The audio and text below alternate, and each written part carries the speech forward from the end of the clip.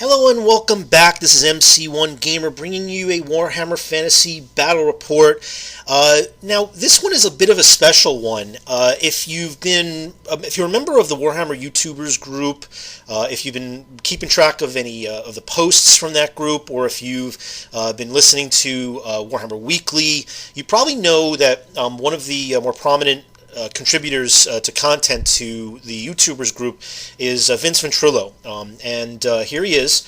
He went ahead and joined us here in New Jersey to launch his U.S. tour of various regions where he wanted to go and meet up with a lot of the other YouTubers, as many as he could within the time frame that he has, which I think is like 8 or 10 days, and try to get a bunch of games in and just meet up with us and record a bunch of bat reps. So I helped coordinate and work this out. We did it at the only game in town, which is in Somerville, New Jersey. It's a great place. It's again, it's only about half an hour south of me, about an hour for Ant from the Sustainable Center, who you can see here. He's on the right if you're not familiar with him, and you should be, because probably about half of you came here from and joined my channel from his. And if you're part of the Warhammer YouTubers community, you probably more than well know him above and beyond me, and you probably know the guy that's standing right next to him, which is Nick from Long Island Wargaming,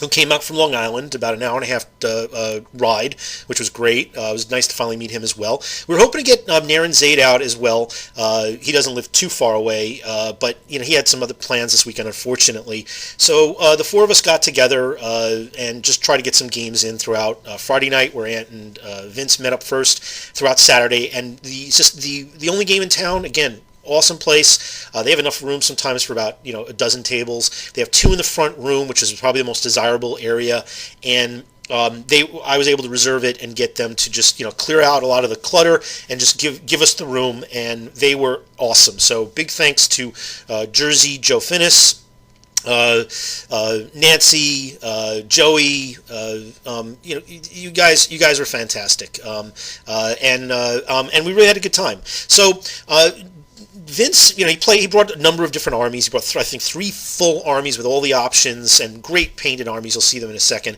And for me, he threw down the challenge many months ago. I had said I probably would have been, boxed up my Nagash.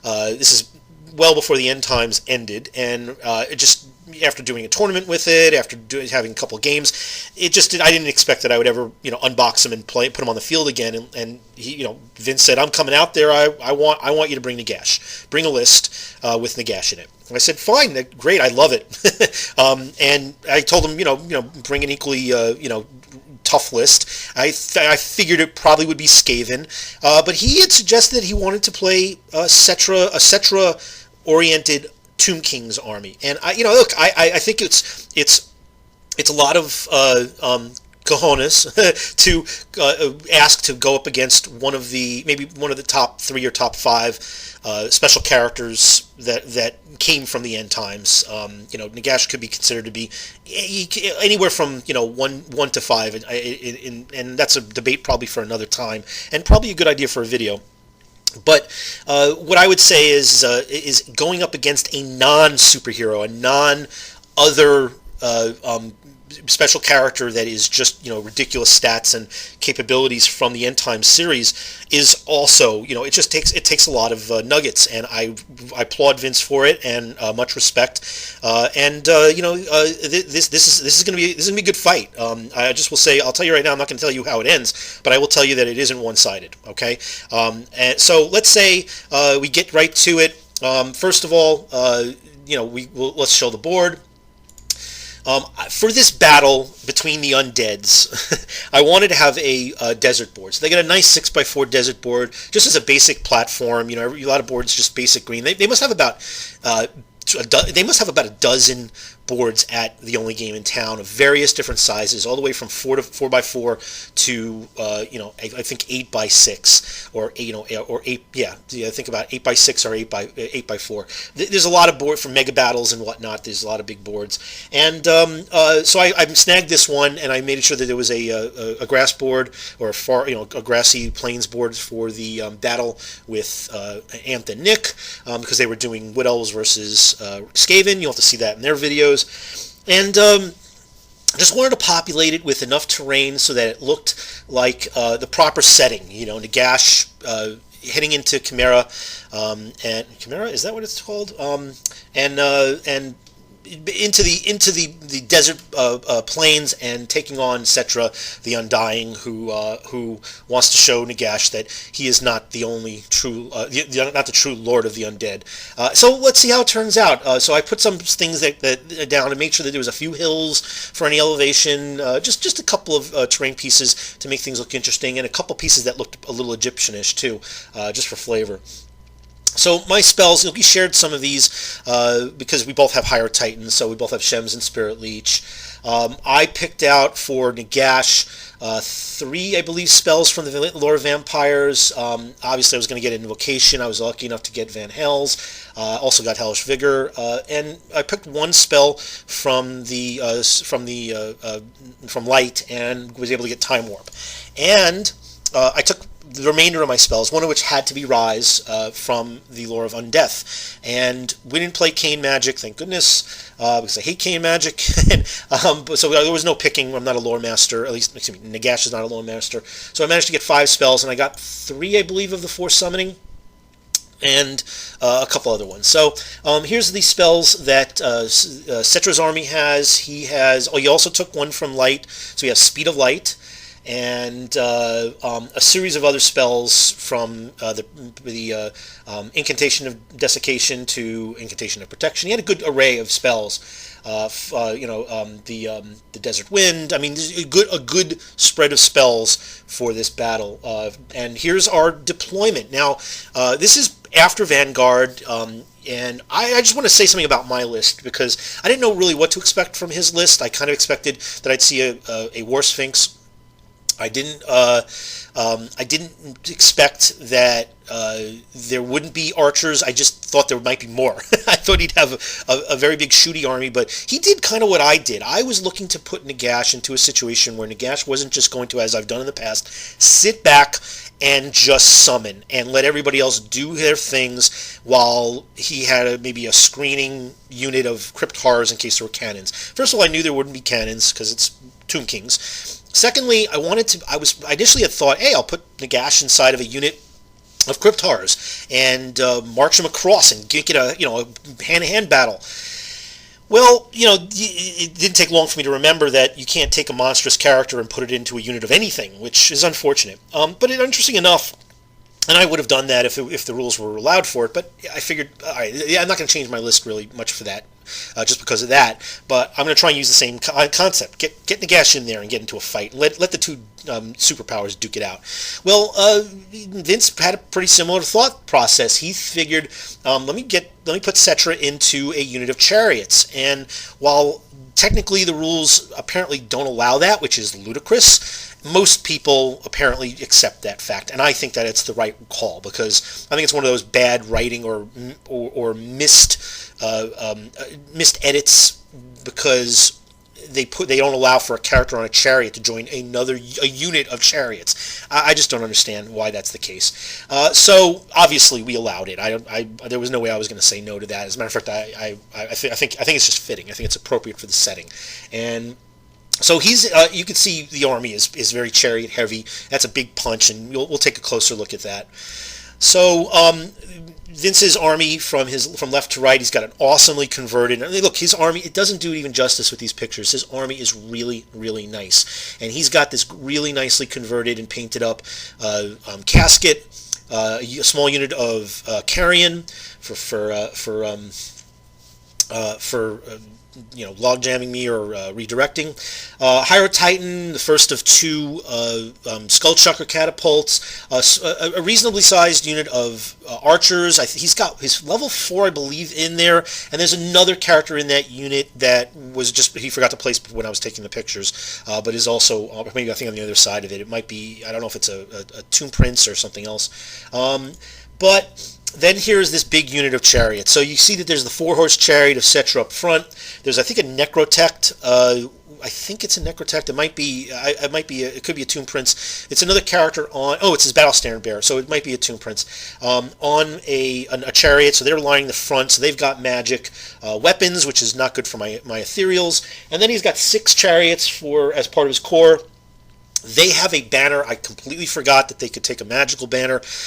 And it's been a while since I played Tomb Kings, and which I should know because I have some Tomb King elements in my army, so I should know the book anyway. But he's got the flaming banner, so he's got a flaming attacks on this, which is definitely gonna play havoc on anything I have that has regen. And then he's got his War Sphinx. And then off to the far right is the second of his skull catapult. So that's his deployment. He's also got some scouts that he puts off to the right, out of range of my dogs. In fact, he kind of hamstrings my dogs who were able to vanguard, and all I could do is just back up and maybe change my angle so that if he moves in any way, I could still get maybe a flank or rear charge, which is what I did. And then off to the far left, we have the dogs, and the dogs are positioned after Vanguard so that I can make a threat towards his Screaming Skull Catapult and also to his casket. I want to get in a position where I can do that. Or I would try to get right in range I want to try and get out of range of the archers, but with that other one, but we'll see. I mean, they could just be a distraction. And then you see I have my unit of archers, and let me just say that I have not painted or even converted in months since the first rumors of 9th edition round bases has come up. I have not bothered with any painting, and knowing that Vince was coming, I spent 2 days, afternoons, a little bit in the afternoon and certainly in the evenings, just trying to put together a little more color on some of the models I have. If they were black bases, I tried to get some dirt color on there, not finishing up the bases, but at least they weren't just based, just the prime black on everything.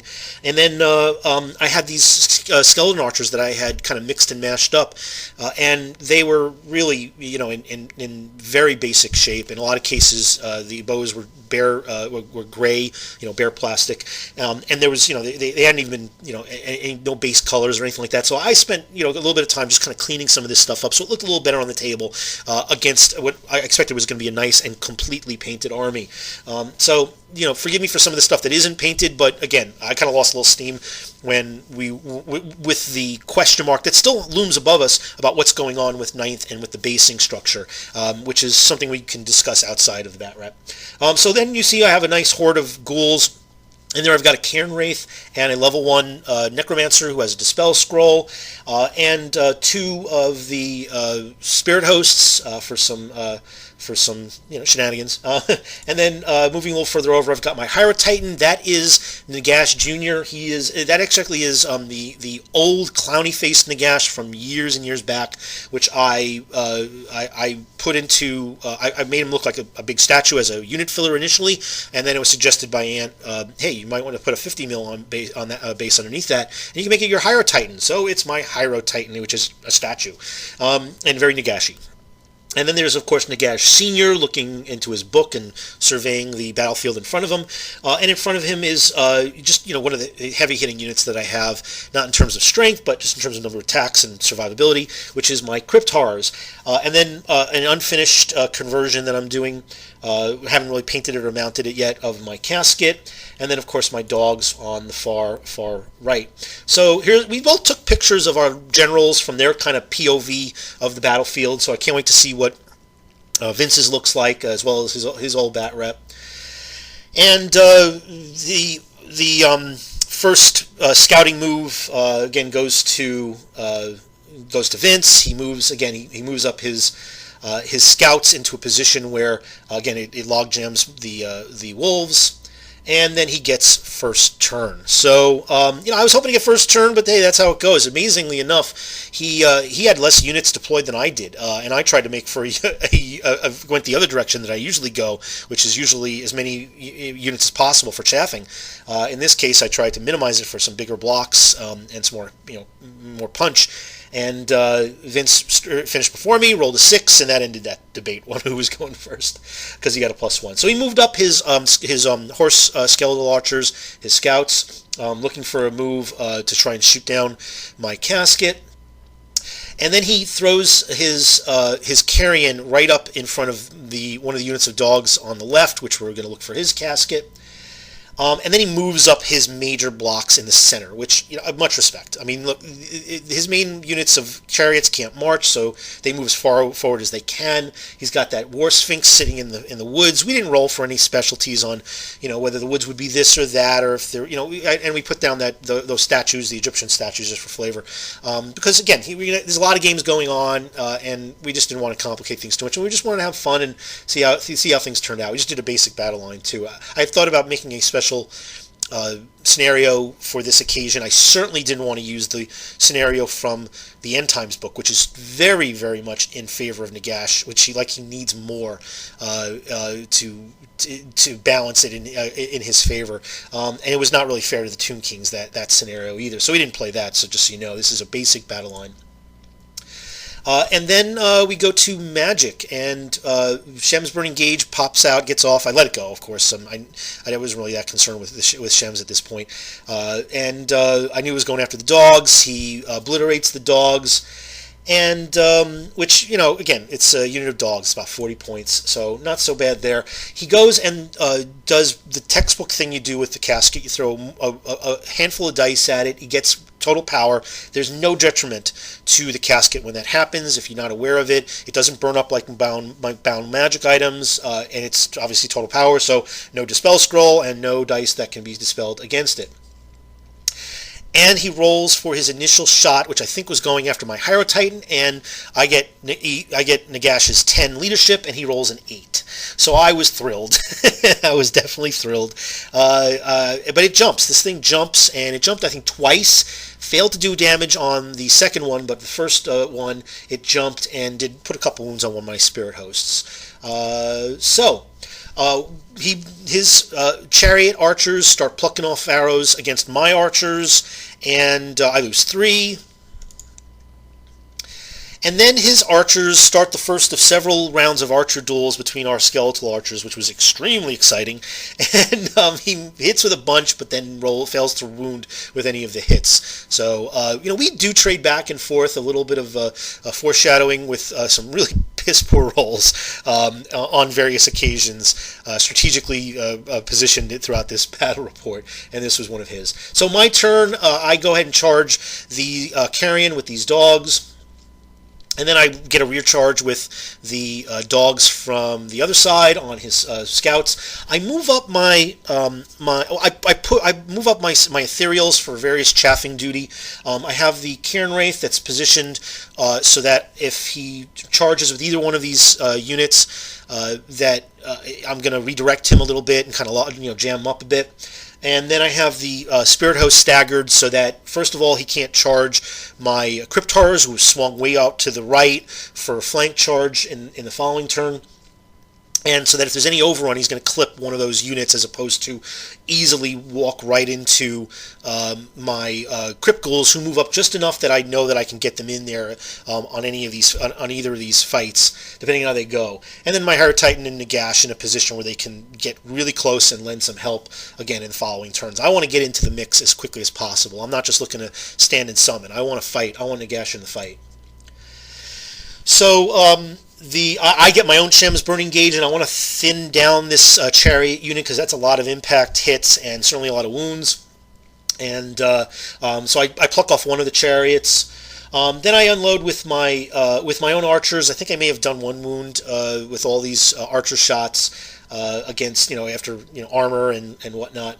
And then the carrion just munch on the dogs. I think they went first, or maybe the dogs went first, or it might have been simul. I don't know. I forget. But the dogs flubbed, and the carrion had a little dessert or a little appetizer before the battle. And then the other dogs on the other side finish off between Crumble. All the wounds I did. It popped completely that unit of archers, which I'm glad I was able to do. Even if I locked them up, I wouldn't have been unhappy. But I just don't want them taking any wounds off of my that casket, or maybe finishing it off with shooting. So round 2 goes to the Setra's army, and he surprises me with one of his charges. He charges with the War Sphinx. I thought he was going to come forward to try to clean out one of those spirit host, but instead he goes and threads the needle, not much of a needle, but he threads it, and he goes after the critical unit, which was a smart move, and then decides instead of going after the Cairn Wraith, he goes after the lower of the two spirit hosts. I would have gone after the Cairn Wraith, because if he overran with that, he would have gone way off to the left. Probably could have overran into my skeletal unit, and then it did a reform and swept from that side of the board, which would have been very interesting. That would have kind of buckled that whole side and taken me way out of my element, and certainly made it longer for any of my stronger stuff to get into the fight. In this case, what he does, and you'll see how it looks in a second, he gets his War Sphinx in there very, very easily, and I'm pretty good with that matchup. But you can see that once he gets the skeletal unit with Setra into, the chariot unit with Setra into the spirit host, he's basically touching the other spirit host, and that really limits him for any reforming should he win this combat, because he's clearly going to win this combat. So I think that might have been a minor mistake, but as it turns out, this spirit host is going to be dead either way. He moved up his Higher Titan to stay within range of some of his spells. I think he might have plucked off a few spells at this point, and I was able to stop them. So, we're still in movement, sorry. So he moves up his carrion off to the side, so now he's got a nice flank charge if he wants against my archers, or he can get to the backfield and harry me from behind and get some combat res. And then we go to magic, and I have three dice that I throw down for channeling, and of course I get 3 dice, 3 sixes. So I channel 3 times. I now have dice domination, which is awesome. Which fantastic, especially when you consider that with the casket and the Higher Titan, you get so many boosts to your magic phase. So I block all his spells, but when he throws down this incantation of protection spell on his chariots, which gives everybody a 5-up ward, who doesn't already have a better ward, which I think is only Setra, I throw dice at it, and I roll terribly. So I should have been able to stop his entire magic phase, but he gets this one off, which is a key one for him. And then we continue our little duel between the archers, which really kind of amounts to I shoot at you, you lose 2 archers, you heal them back. You shoot at me, I lose 2 archers, I heal them back. It's not hard home from a couple weeks ago from the Game of Thrones show on HBO. It is just as exciting as what I described. So not inconsequential for the game, but definitely not one of the more exciting elements.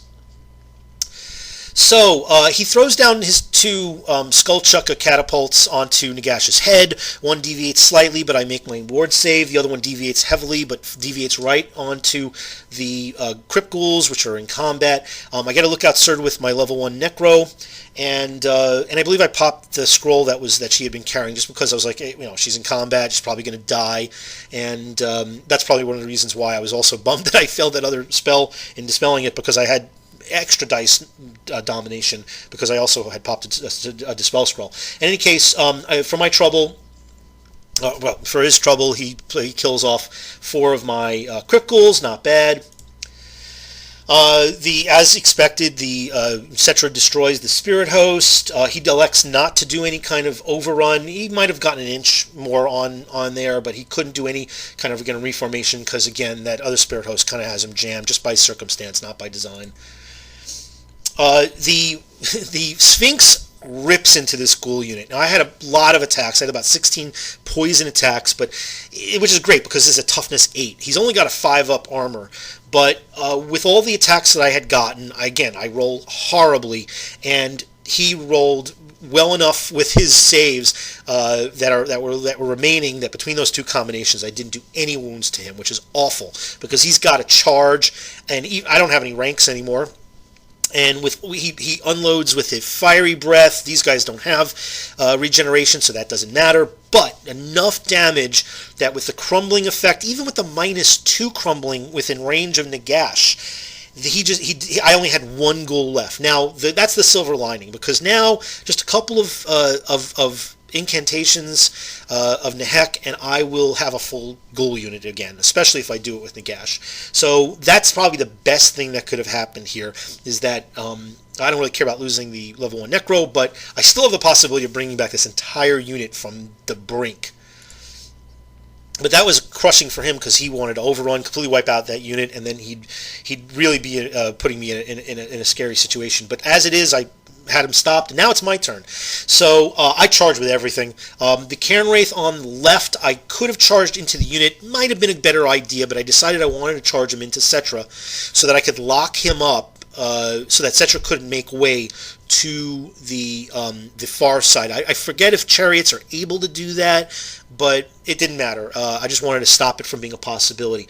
And then I charged the Spirit Host further down the unit, which is totally allowable, so that I could get enough room so when the Cryptars charge in, they get a nice flank charge with as many bodies as possible. And then I could have charged Nagash right here into the front, and that might have been a good idea. That might have been a smart move, but I didn't want to let this War Sphinx survive. And I just have this beautiful flank charge with not just Nagash, but also with the Higher Titan. So I didn't want to take an opportunity that might not, that might fail.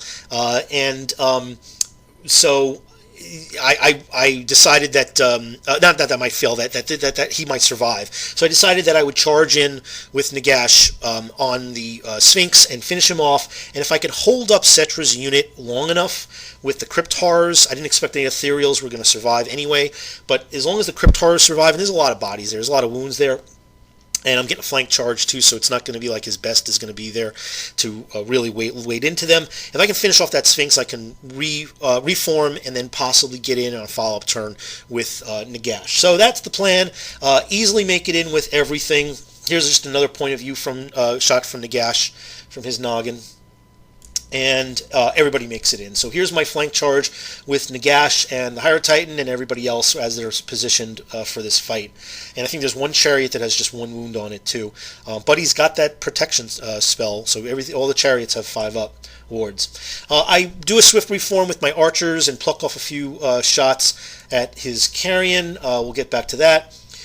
Move up my dogs within charge distance of one of his Screaming Skull catapults. And then I try to get, amongst other spells, a Van Hell's Dance. And I wanted to bubble this, so I took the middle one, which I think is, I don't know, I think it might be, I think it's 12 plus. Easily make it. But he chucks as much dice as he had at it and stopped it. Now this would have been great because everything around Nagash would have been rerolls to hit. Didn't have to worry about anything moving again. But rerolls to hit with all the fights that we now are engaged in would have been wonderful. So that didn't happen. I shoot at the carrion, kill off one of the 3 there, and then we get to the fight with the War Sphinx, and wouldn't you know it, Nagash has the highest initiative, 6 attacks, he's strength 8, but the War Sphinx is toughness 8, so I'm going to 4 up for wounding. I get I think 2, maybe 3 hits out of those, and then I don't roll anything to wound. I roll 2s and 3s. Which stinks. No, he equally doesn't do anything. He doesn't go after Nagash. He goes after my Higher Titan, and he fails to hurt him. I think he failed to even hit him. So when it all was said and done, I think it might have been a draw. I'm not really sure how that worked out. I just know that nobody won, and he was able to roll for his reorg on his a reform to face Nagash. So this couldn't have gone worse as far as I'm concerned. I could have lost my Higher Titan, but it went bad enough because I wanted Nagash to be able to reform to be in this other combat, and now I'm gonna have to play. I'm gonna have to finish this guy off next turn. Or otherwise, I don't think that whatever's engaged with Setra's unit is going to survive long enough. And then what do I have? I have a charge from Setra and the remaining chariots from that battle in beautifully hitting my flank of and Nagash's flank. So this could really go badly. So in this combat went fairly well, in my opinion. It went better than I expected, especially considering that this entire unit has got flaming. But because of where everything was positioned, it did limit his capabilities. But because Nagash is not able to get in to help this fight as quickly as I was hoping, I really have got to hold out now. Because, I lost one of the Cairn Wraith easily, and I only lost 2 wounds off of the Cryptars, and nothing was able to hurt the. I didn't lose the combat by enough to do any wounds because I think it was like I might have lost by 2, but the Nagash being close by within proximity of his special ability that minuses 2 from any crumbling effects was in my favor, but he did win the fight, so Vince turns his chariot unit, reforms it to face now the Cryptars. And I'm not so sure whether or not this was a good idea, but it certainly was good enough that it could cause me pause, because now he's got his magical and his using and everybody's flaming up against both of these units, and there's no protection here. So there was no protection for the regen on the Cryptars anyway. I was just hoping that the toughness 5 and lots of wounds would just lock these guys up for a while. So turn 3, it goes to the Egyptian. It goes to the Tomb Kings. So once again, he moves up his Higher Titan and repositions his archers to get in range of whatever's not in combat or whatever might be stranded. He moves up his Carrion. I guess he's looking to. He's not really concerned about the archers doing a whole lot of damage, but I guess he's looking to kind of contribute with any flank charges with the Carrion. And just so you know, there's one effect that really has an impact on this game, and that is Setra's special ability, that within, I think, 12 inches, everything in his army gets Setra's weapon skill, which is 7. That's ginormous. I can't even tell you how much that had an impact. So maybe that's one of the reasons why he moved the Carrion here, as opposed to maybe looking for a rear charge or going straight into the archers. Maybe he wants to get these guys back within that bubble. So we get to magic, and he gets the protection spell up again on the chariot unit, and that also heals back one of the chariots that was removed with still a wound on it, but again, more bodies. Yay! All right, and then he was able to. I had plenty of dice. I failed to dispel. Just poor dice rolling now in my favor. I'm now on my side in his favor. And he gets off a spell that reduces my Cryptar unit by 2 toughness and 2 strength. So they're now strength 2, even though they still have poison, and toughness instead of 5, they're now 3. Not good. I believe he threw a Shem's Burning Gaze from the Higher Titan onto my unit of dogs that was threatening Skull Catapult, which then obliterates 4 of those, 1 left. And at the end of this fight, this could have gone much worse. I lost a couple of Cryptars, I think like 3, maybe 4. Still 2 wounds on another. So he laid into these guys and really did a number on them. I think with the combination of crumbling, that's probably where it wound up. Of course, I lost the last Spirit Host. Not a big deal. I just wanted to keep these guys where they were, and the last thing I wanted was to crumble this entire unit and leave it to where he could reform and then do a charge next turn on. And there's not much I would have been able to do, because even if I threw something in the middle with a summon, he'd just blast right through that and overrun into Nagash. So I needed these guys to stick, and they did. And finally, I was able to get not just some hits through, but able to do some wounds. Nagash, it was 4 up to wound this ridiculous Necrosphinx. Much respect to that model. He's a lot tougher than people give him credit, unless, of course, there's cannons on the field, which in case even Nagash would be quivering a little bit. But those die 3s wounds per hit, per wound, and per fail armor or ward or whatever were key, and that took down the Sphinx. So now I'm in a position where I can do exactly what I was hoping to do, and that is charge his flank, and then even better, charge Setra with Nagash, so that we could see, we can have a real smackdown between these two. So I charge my, that was on his turn, so now it's my turn. Again, perfect timing. It's the best way that you could do it. I go ahead and charge with the remaining dog on his catapult, and then charge in with both the Higher Titan and Nagash, because I want to get as much combat res as I can, and just no matter what happens, I think that it's probably going to come down to the heavyweights, but why take chances? And the dog makes it in. I shoot with my casket and take off. I forget what I used. I think I used a spell that took off the first of his 2 catapults, and then this burning gaze. It might have been with the Shem's Burning Gaze. where I blasted away the catapult. Now this is the casket taking out his higher titan, or at least trying to, and I miss it by one. So the higher titan now has one wound left. And I didn't have any other summoning, as you might expect, with Nagash, so I didn't have any tokens built up, and I really wanted to get the one where I could pull out one of the Mortarks, which they're monsters, so that Kondarak, you can summon a monster. 200 points tripled for Nagash is 600, with just two summon markers. I would have been able to pull out Manfred, or Arkin. I would have pulled out Manfred, though, probably. He's a hand-to-hand beast.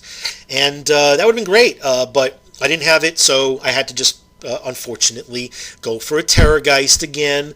I had thoughts of maybe trying to get, was it like 9 or 12 Vargeist, which would have been wonderful.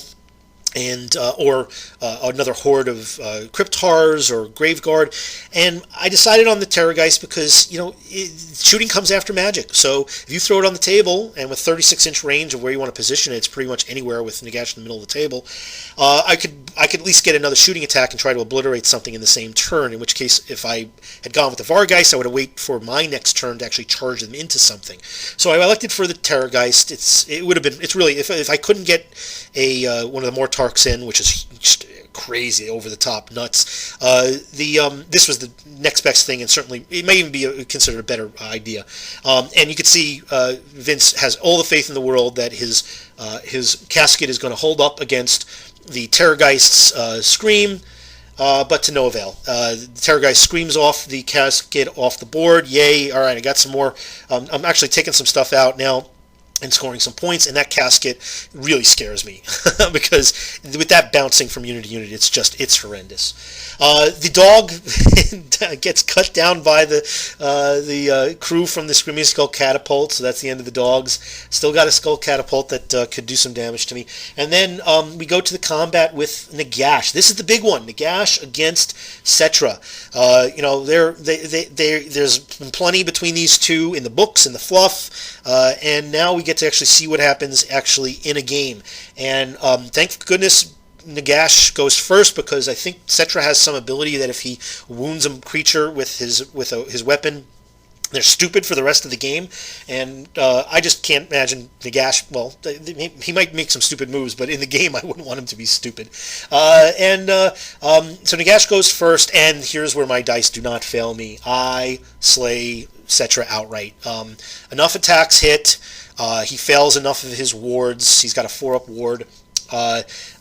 Between wounds and hits and failed wards, the die, he already had one wound previously from one of these Cryptars, and Setra goes down. Now, we're playing with Undead Legions, end times adjusted rules, so his entire army would not have crumbled at this point, but we called it. I said, I think that's probably a deciding factor here. That's a huge amount of points. If the rocks from the Screaming Skull Catapults had fallen on Nagash's head in turn 1 and killed him, I think that would have been the end of the game then too. I mean, 1,000 points on my part. I forget exactly how much Setra is, but he's not cheap. It really is the deciding factor. If either one of us could have removed one of the others general, either one, that would have ended the game at that point regardless. So at this case it went in my favor. I'm glad it happened in this way, and I'm glad that we did it in a way that was more interesting rather than just sit back, shoot, and cast. And I just wanted to do things a little differently with Nagash, and obviously Vince looked for a little bit of his own. Hey, I want to get stuck in there and see how that fight turns out.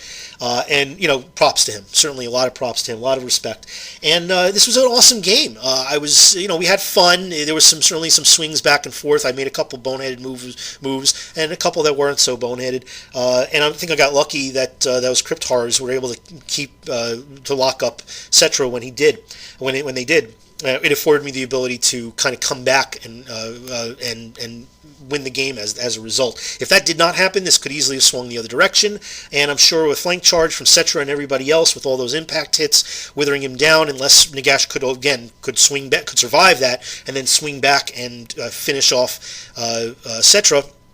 then the outcome would have been a lot different. Now, just so you know, this was a challenge. So Nagash and Setra were in a challenge. So that just in case anybody is wondering, I forgot to mention that. So that's how the game turned out. Hey, I'm so glad that Vince was able to come out and start his trip with us, and we were able to meet class guy. He even finished off, or rather not finished off, but when we began, he comes out, visits us, and he gives us gifts. He gave everybody something small, and I'm not sure what his plans are for the rest of the trip. If he's got a little Santa satchel, Santa bag that he's going to pull out stuff out of for everybody.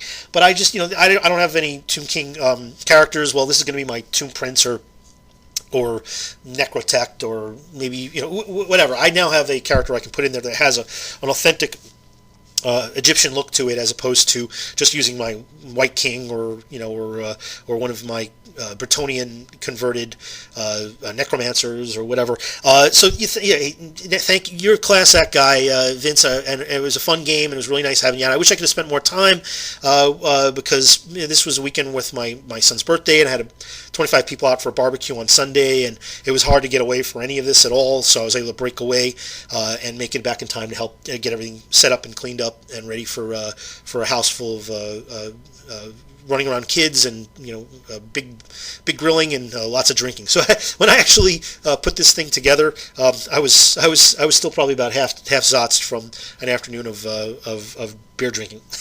So if there's any slurring or hesitating or strange commentary, that just know that it's done through some beer haze. Any case, thanks so much for tuning in. I'm looking forward to seeing Vince's side of the battle and all the other bat reps that he puts out from his trip, as well as hearing how things just went in general.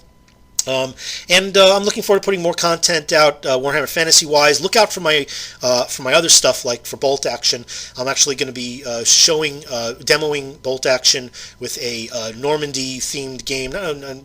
Just day one Normandy, not on the beaches, but at a local show at NJCon. And this is also something that's going to be part of the worldwide D-Day campaign that is being run by some people on the Beasts of War site, which is also has mentioned on their one of their Weekender and a couple of their vlogs. And look out for Mordheim and certainly again more fantasy stuff that's coming out, especially with Ninth. And I just want to put another plug in there. Hey, Vince took over from Nick, who was also at this gathering, and Nick's crew used to run Warhammer Weekly. Vince Venturella runs Warhammer Weekly. You probably know that if you're a follower of mine and you're part of the Warhammer YouTubers group. But if you don't, every Wednesday, Vince Venturella hosts, along with his buddy Tom, the Warhammer Weekly. They're great when it comes to rumors. They scour websites. They do some of the stuff that I was doing when I was doing some rumor aggregation. And then they talk about a lot of topics of the week and about hobby time. It's a fun show, and it precedes Narrations Lamentations by Maturum and the Boys. So if you're looking to do a lot of painting, these are great shows to tune into. If you're a subscriber of mine, you probably know, and you probably know about it. But if you don't, check out those shows and those throw those guys some subscriptions if you don't have them already. And I'm sure you guys know Nick from Long Island Wargaming, and especially Ant, because I'm sure half of you that are my followers probably came from his site because a lot of the games that we played together. Thanks again for tuning in, everybody, and have a wonderful day.